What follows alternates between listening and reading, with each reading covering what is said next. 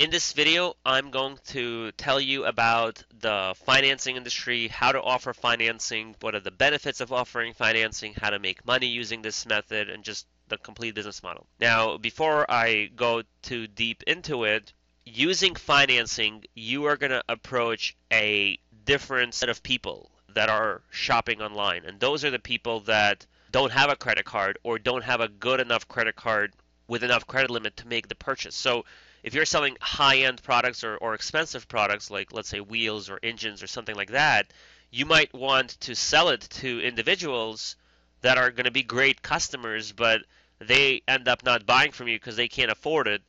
And using the financing, you can actually make it affordable for them. So there's two approaches to the financing business model. There is either you do retail and financing, or you only do financing. Now, if you only do financing, you're doing a little bit of a different business model because at this point, you're selling financing and not selling product. You don't care what you're going to be selling. You can sell beds and TVs and cars and wheels and anything you want because you're in the financing business. You're trying to get leads and finance them, and that's it.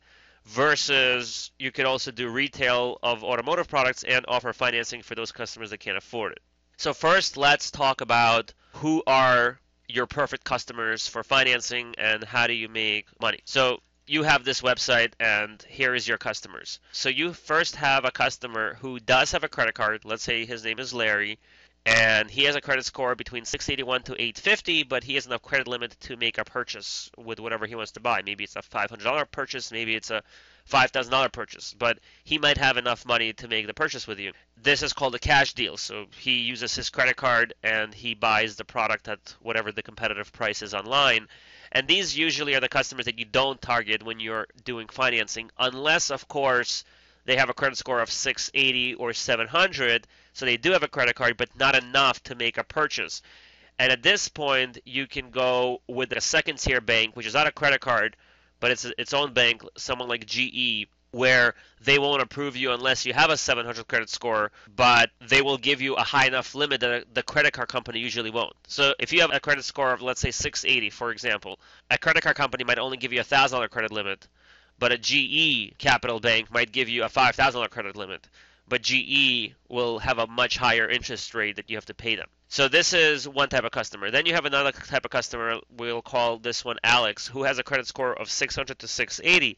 They don't have a credit card because they can't get one approved, or they do have one with like a $600 credit limit, and the item that he wants to buy from you, let's say, is $2,000. So how does he get money to buy the product?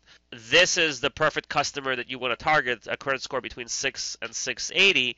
This is called, second-hand financing credit program, where you would go through a bank that handles these type of customers and get them approved. And we'll talk about what the different options are for which banks to go with. And finally, you have individuals with a very bad credit score, 300 to 599, who will not even get approved with this second-hand bank. Really, they can get approved for anybody, maybe like a payday loan where they'll get $500 for whatever they want. I mean, if you're at 300 credit score, nobody's going to give you any money. But, if you're at 550, maybe you'll get a few $100s. So for them, if you have them fill out a financing application and they happen to have a very low credit score, you can offer them a layaway program where you're going to tell them, look, just pay me $50 for the next week and I'll keep this product on the side for you and I'll ship it to you once you pay it in full. So you can pay me weekly or monthly and you'll stock the product in the meantime and you'll ship it to them as soon as it's paid off. This is the type of customer that you could retarget if they end up not having a credit card and don't get a financing deal. The other thing is that you can actually sell the leads. So stores that do renting products, they don't care about the credit score. They mainly care if they have a job. So if Mike has a job, they might end up getting approved for a renting of a product, and you might want to check your local area if there is someone that's renting product that he wants to buy, or just check his area using Google Places and call them up and just sell them the lead for whatever it's worth. You can also sell the lead to payday loans through an affiliate program using someone like Commission Junction, CJ.com, or using someone like Viglink. And basically you would take Mike's information and ask Mike, are you okay with me trying to get you approved for, say, $500 because that will be enough for your purchase?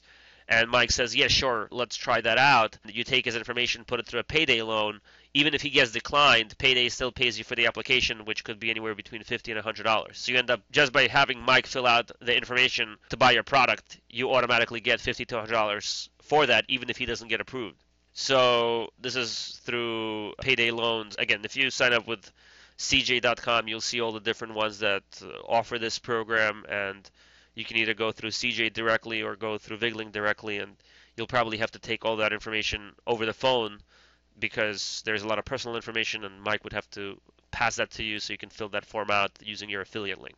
Now, there are also different banks. Today, we're talking about specifically this portion here, how to target Alex, because when you target someone like Alex, you could end up making double what the product is really worth. So let's say you have a product that you normally sell for $1,000.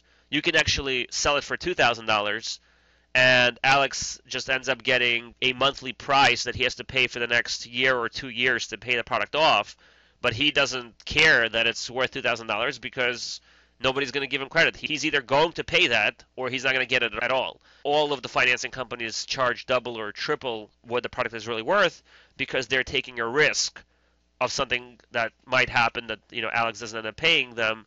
Now, you're probably thinking, well, there's no risk for me. I can just, sell the product for $2,000 instead of $1,000 and get paid from the bank. And if the bank doesn't get paid, I don't care.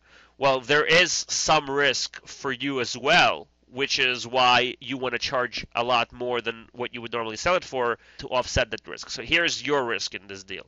If you ship the product to the customer, to Alex, you don't get paid until Alex says, I'm happy with everything. So the financing company is actually going to wait until Alex gets the product and Alex says, I'm happy with everything. Now, if Alex is not happy for whatever reason, let's say he just doesn't like the way the product looks, you have to be responsible for going and getting the product back from Alex. And in case Alex decides to keep the wheels or whatever product you ship to him, you might end up losing money. Like, there's nothing that can be done. You'll have to take him to court. So you end up losing the money because he took the product and decided that he's not happy, and now he's nowhere to be found, and the financing company doesn't want to pay you because, the financing company knows that they're not going to get paid from Alex, and Alex disappeared and took your product, and that's it. This is the risk you take, which is why you want to charge double what the product is worth, if not more than double, just in case the product arrives to Alex and he screws you over, which is a very rare case scenario, but it does happen. You want to offset your losses. If you end up selling 2 of these to a good customer and you make $1,000 extra, now you have $2,000 in your pocket. And let's say that customer number 3 decides to place an order and screw you over. That product might have only cost you $1,000. You have $2,000 extra in your pocket from the previous 2 customers, so you end up still making money even though you got screwed.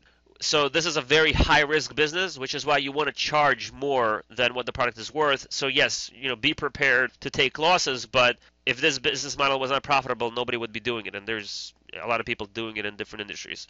The good side of it, for every good customer, you end up making like 200-300% extra of net profit. Now, here's the situation with the banks. Let me draw you a picture of all the different banks that are involved. So you have a real bank with money. And then you have someone who is an underwriter. Sometimes the bank is the underwriter. Sometimes it's a separate company. I'm going to treat it as a separate company because that's what usually will happen. So the bank will lend money to the underwriter, which is a separate company. I'm going to go back. I'm just going to draw out all the parties involved, and you'll see how the whole thing works. So you have the bank, you have the underwriter. Then you might have a middleman between the whole deal. You might not. And then you have yourself, so yourself, which is, your business, and then you have the customer. So here's what happens. The customer wants to buy a product that actually costs $1,000. You're going to go and tell the customer, you have to pay me $2,000 for this product. I'm going to skip the middleman for a second. Then you're going to go to the underwriter, and you're going to say, I want you to give me $2,000. And the underwriter will go to the bank and say, give me $2,000. Now, what the bank will do is the bank is going to say, sure, I'll give you $2,000 at a 20% interest rate for the next 12 months. But if the customer decides not to pay me, you owe me 25% of $2,000. So you're taking a 25% risk if the customer decides not to pay me.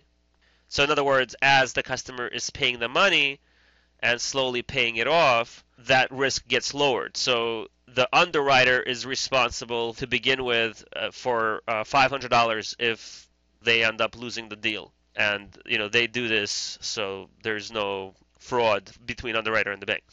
Now, what the underwriter usually does is the underwriter will go to the business and say, you know what, I don't want to take this risk for your company because you're new and you're not doing that much business with me, and I want you to pay me a 25% discount rate. That's what they call it, a discount rate. So in other words, they're saying that I'll give you $2,000, but before I give you the $2,000, I'm going to take 25% of that. So I'll take that, and I'm only going to give you $1,500 back. So basically, I'll approve this customer here who wants to buy this product, and you get $2,000, but then you give me $500 back, basically. Otherwise, I'm not giving it to you. Which is still fine in your case because you're going to say, you know what, that's fine. I'll give you $500. Give me $1,500. I'm only selling him a $1,000 product, and I'm making $500 extra on top of that, which is fine. But keep in mind, you're still taking the risk also, because if you ship the product to the customer and the customer screws you over by just disappearing or not paying you, you end up getting screwed for that $1,000 product, which means you're not going to be liable to the bank because the bank claimed that they'll give you $1,500, but in reality, the only time they'll give you any money, $2,000 or $1,500, if this customer is happy. If this customer is not happy, this means that you just shipped the customer a free product and you just got screwed over for the whole deal. So there is still risk involved for you. So when you say, okay, let's do this deal, you're still taking the liability that you're going to ship the product to the customer out of your own pocket with your own money. If the customer likes it, great. If the customer doesn't like it, you still have to pay out of your own pocket to ship the product back, and the financing company is not involved at any point unless the customer is happy. So if the customer is happy, then you do this. This is one of the reasons why you might want to have like an electronic EchoSign agreement signed between you and the customer saying that if you don't like the product for whatever reason, once the product gets back, you have to pay me the shipping back or a restocking fee, because the customer is making an agreement between the financing company and the customer. They're making an agreement between each other that the financing company will pay you money if the customer is happy. But if the customer is not happy, the financing company backs out, and you need to have a separate agreement between you and the customer saying that any losses, if things go south, the customer is still liable for something. Otherwise, you're liable, and you just have to deal with it.